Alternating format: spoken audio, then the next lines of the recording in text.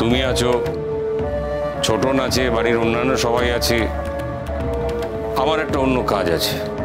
অন্য কাজ না, বলো যে তুমি গুড্ডির কাছে যাচ্ছ। হ্যাঁ তাই যাচ্ছি, সেটাও তো একটা কাজই বটে। আজকের দিনেও ওই মেয়েটার কাছে তোমায় যেতে হবে? যাকে যেভাবে সম্মান দিয়ে কথা বলার সেইভাবে সম্মান দিয়ে কথা বলো। গুড্ডিকে ওই মেয়েটা তুমি বলতে পারো না। সে তোমার খায়ও না, পরেও না। সে তোমার কোনো অনুগ্রহ দাবি করে না। তাহলে তুমি তাকে ওই মেয়েটা বলছো কি করে? বাবা, ওই মেয়েটা বলেছে বলে তোমার গায়ে লাগছে? ও সম্পর্কে কিছুই তো বলা যাবে না দেখছি। হ্যাঁ লাগছে বই কি, এটা সহবত নয়। এইভাবে তো তুমি অন্যদের সঙ্গে কথা বলো না। এই বয়সে এসে ওই মেয়েটার জন্য আমায় সহবত শিখতে হবে? জীবনের শেষ দিনে এসেও সেটা শেখা যায়, কিন্তু কারোর মধ্যে যদি সেটা না থাকে তা নিয়ে কোনো কথা নেই। আর আমি তো তোমাকে যেচে সহবত শেখাতে যাইনি, তুমি কেন কথা বলতে এসেছো?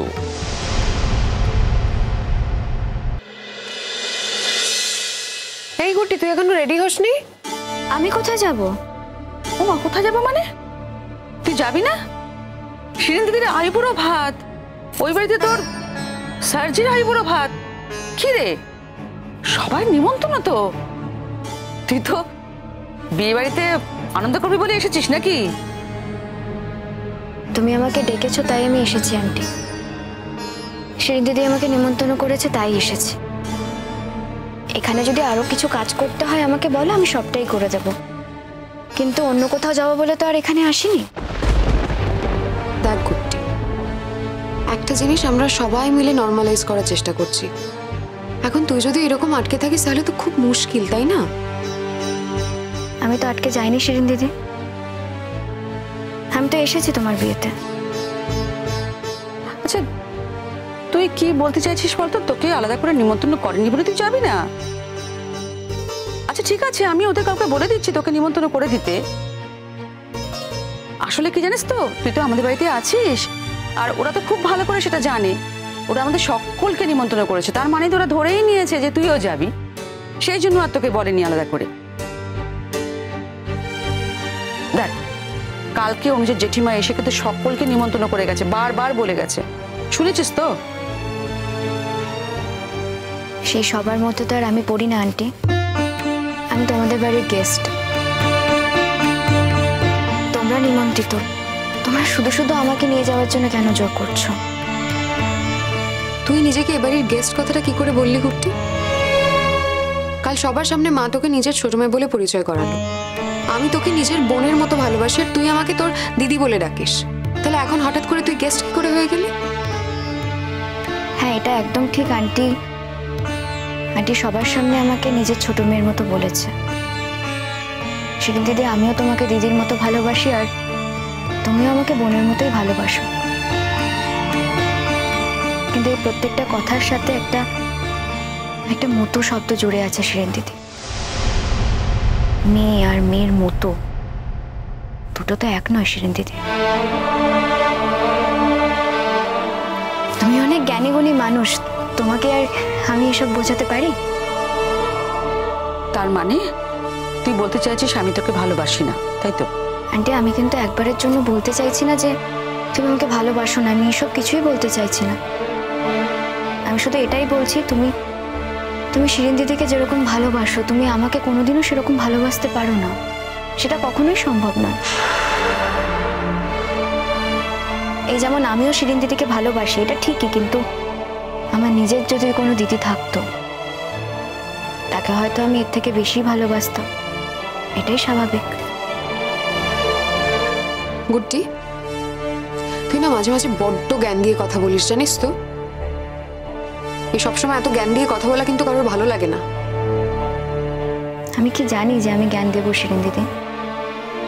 আমি জ্ঞান দিচ্ছি না, তোমরা আমাকে যেতে বলছিলে। আমি এটাই বলছি যে আমি অন্য কোথাও যেতে চাই না, আমি এই বাড়িতেই থাকতে চাই। গুড্ডি, আমি একটাই কথা বলতে চাইছি, এই পুরো ব্যাপারটা একমাত্র তুই পারিস নর্মাল করতে। দেখ, আমি জানি যে তুই থাকলে অনুজের অস্বস্তি হয়, তোকে দেখলে বা তুই থাকলে ওর অস্বস্তি হয়, একমাত্র এই অস্বস্তিটা কাটাতে কিন্তু তুই পারিস। সেই তো। আচ্ছা গুড্ডি, তোর দিদি আর অনুজদা সুখী হোক জীবনে, সেটাকে তুই চাস না বলতো? কেন? ওরা যাতে সুখী হয় সেজন্য তো আমি বিয়েতে এসেছি। আমাকে বলো আমি আর কি করতে পারি? না না, চলে আসাটা তো বড় কথা নয়, চলে এলেই তো হলো না। তোরা যখন দুজনের সামনাসামনি আসিস, তোরা দুজনেই কেমন একটা আড়ষ্ট হয়ে থাকিস, অদ্ভুত কথাবার্তা বলিস না।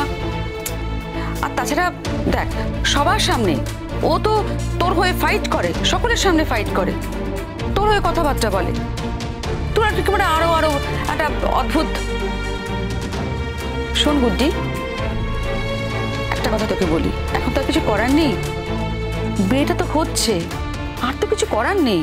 কিছু তো করতে চাইনি আন্টি, বিয়েটা তো হবে। আর বিয়েটা যাতে হয় আমি সেই চেষ্টাই করেছি।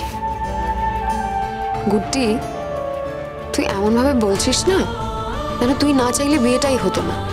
সমস্যা তো একটু হতোই। সম্পর্ক যতই দামি হোক, কাগজে কলমে তো তার দামটাই সব থেকে বেশি। তুই এখন আমাকে এসব কাগজ টাগজের গল্প বলবি তো? সিন্ধিতে যে কাগজ কলমের হিসেবে আমি নিজেই শেষ করে দিয়েছি, সেটা আর কাউকে শোনাতে চাই না। দেখো, তোমরা কিন্তু শুধু শুধু আমার জন্য দেরি করছো, সময় নষ্ট করছো। আমি ও বাড়িতে না গেলে কি এমন ক্ষতি হবে? আর তাছাড়া ও বাড়ির কেউ আমাকে এক্সপেক্টও করে না। দেখ গুড্ডি, তুই যদি ওই বাড়ির সঙ্গে একটু সহজ সরলভাবে মিশিস না, মানে সহজভাবে যাতায়াত করিস, একটু কথাবার্তা বলিস, তাহলে ওই বাড়ির জেঠুকে একটু মানসিকভাবে শান্তি দেওয়া যাবে।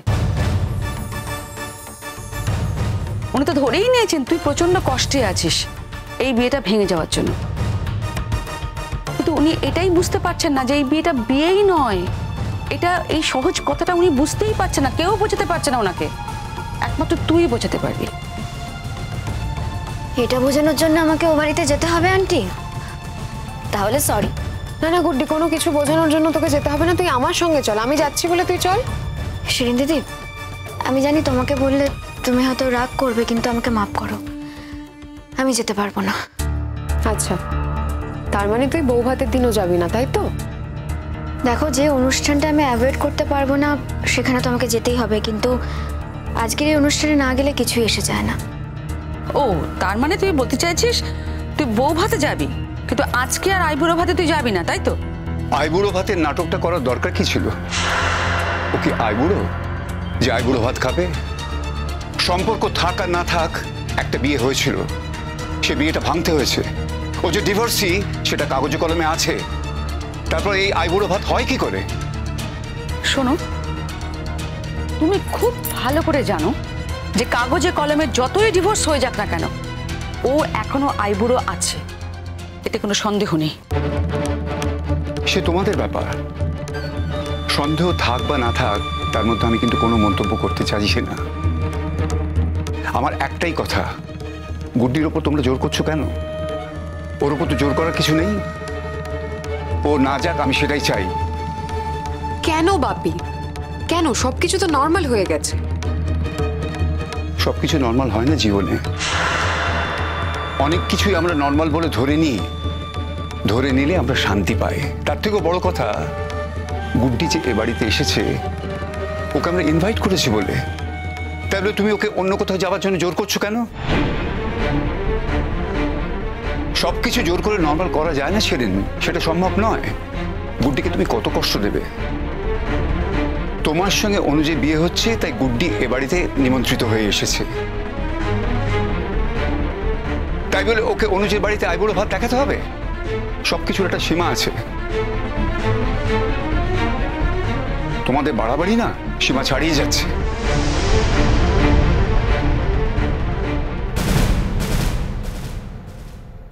অনুজকে অ্যাভয়েড করতে চাইছিস কুট্টি? তোর সাথে তোর গতকালই দেখা হলো, আবার আগামীকাল যখন আমাদের বাড়িতে আইবুড়ো ভাত হবে তখনও দেখা হবে। যে মানুষটার অস্তিত্বই আমার জীবনে নেই, তার নামটা বারবার বলো না শিরিন দিদি।